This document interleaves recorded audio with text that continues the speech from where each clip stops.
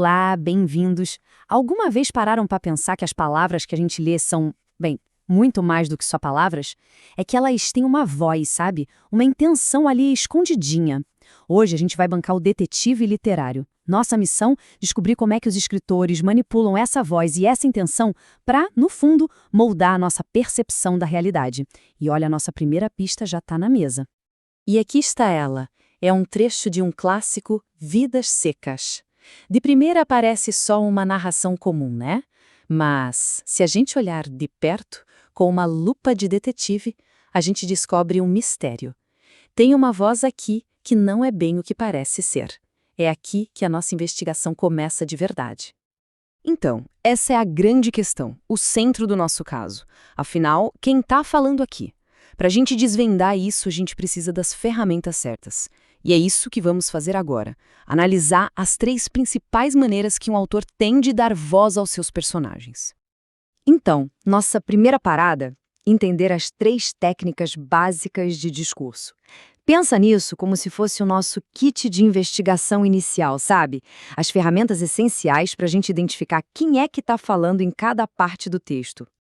Bom, a primeira ferramenta é a mais fácil, a mais direta. É o chamado discurso direto. É basicamente como se fosse uma gravação. O narrador dá um passo para trás e, pronto, deixa o personagem falar, com as palavras exatas dele, sem filtro nenhum.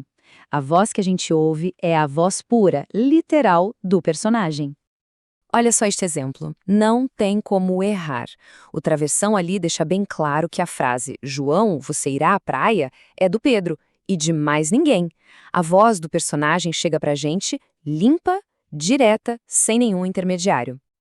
Beleza, vamos para a segunda ferramenta. Agora é o discurso indireto. Aqui, o narrador age mais como uma testemunha, sabe? Ele não te entrega a gravação original da fala. Em vez disso, ele te dá um relatório do que foi dito, usando as próprias palavras dele para contar o que o personagem falou. E aqui a diferença fica gritante. No discurso direto, a gente teria João perguntou: "Você sairá hoje?" Já no indireto, o narrador assume o controle e conta pra gente. João perguntou se eu sairia hoje. Percebe? O narrador filtra a fala. Ele adapta para o relato dele. A voz original não é reproduzida. Ela é recontada.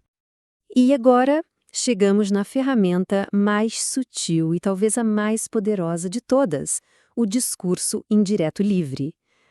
Aqui a coisa fica interessante. As linhas se misturam, não tem aspas, não tem um ele disse ou ela pensou. A barreira entre o narrador e o personagem simplesmente some.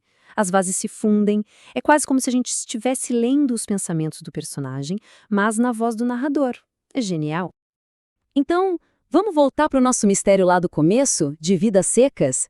A solução está exatamente aqui, em separar as vozes. Repara bem. Estirou os olhos pela campina. Isso é o narrador descrevendo uma ação. Mas aí vem, coitada de Sim a Vitória. Isso, gente, é o pensamento puro do personagem, do Fabiano. E a pista crucial, não tem ele pensou, não tem ele lamentou, nada. As 2 vozes se misturam perfeitamente. É um caso clássico de discurso indireto livre. Mistério resolvido. Ok, primeira fase da investigação concluída. A gente já sabe como identificar quem está falando. Mas a nossa investigação não para por aí. Agora a gente avança para a próxima fase. Descobrir o porquê. Qual é o motivo por trás daquela frase? Qual é a função daquelas palavras? E para investigar isso, temos uma nova prova. Um slogan de publicidade bem conhecido. Parece uma frase super simples, né? Mas a intenção por trás dela é claríssima. Pensem um pouco. Essa frase, ela quer só informar alguma coisa? Ou ela está tentando fazer com que a pessoa que ouve faça algo? O objetivo aqui é descrever uma situação ou é levar à ação? A resposta é clara, é persuadir. E o nome técnico para isso é função conativa, também chamada de apelativa. Basicamente, a linguagem está sendo usada como uma ferramenta para provocar uma reação, para fazer quem está a receber a mensagem agir de alguma forma. E se a gente olhar de perto, as impressões digitais da função conativa estão por toda parte. O verbo vem, no imperativo, é uma ordem direta. O uso do você mira diretamente no público.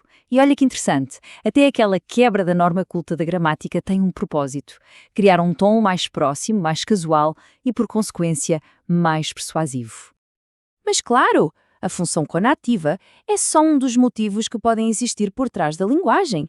Existem várias outras funções, então está na hora de expandir o nosso kit de detetive. Vamos dar uma olhada rápida nas outras funções principais da linguagem. Então, vamos completar o nosso kit. Temos a função referencial, que o foco dela é informar, ser objetivo. Temos a emotiva, que é para expressar os sentimentos de quem fala. A poética, que se preocupa com a forma da mensagem, com a beleza das palavras. A metalinguística, essa é a linguagem falando sobre ela mesma, tipo a definição de uma palavra no dicionário. E, por fim, a fática, que só serve para testar se a comunicação está rolando. Tipo quando a gente fala, alô, tá me ouvindo? Numa ligação? Simples, né? Muito bem, agora sim, nosso kit de ferramentas de detetive está completo. E o que a gente faz com ferramentas novas? A gente testa. Chegou a hora de aplicar tudo o que a gente viu num último caso, um pouquinho mais complexo. Nossa prova final é este trecho aqui, de um texto jornalístico. É um texto denso, cheio de informação. E a nossa missão é bem clara: descobrir qual é a principal intenção dele. Qual é o motivo que domina essa passagem? A pergunta é essa: olhando para as pistas que o texto nos dá, qual é o objetivo principal aqui? É expressar alguma emoção? É tentar convencer de alguma coisa? O foco é na beleza do texto? Ou é simplesmente transmitir fatos? Vamos analisar as provas como bons detetives.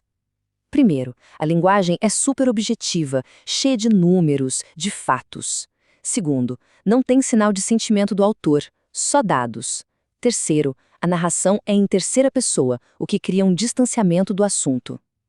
Todas essas pistas estão apontando para a mesma direção. E com isso, temos o nosso veredito. O objetivo principal, esmagador desse texto é simplesmente informar. É um exemplo clássico da função referencial em ação. O que importa aqui é a clareza e a objetividade da informação. Caso encerrado. Mas, no fim das contas, essas ferramentas todas, elas não servem só para a gente analisar textos. Elas servem para a gente decodificar o mundo ao nosso redor. Então, da próxima vez que lerem uma notícia, virem um anúncio ou ouvirem um discurso, parem e se perguntem: quem é que está falando de verdade por trás dessas palavras? E mais importante, qual é a real intenção? Garanto que as respostas podem surpreender bastante.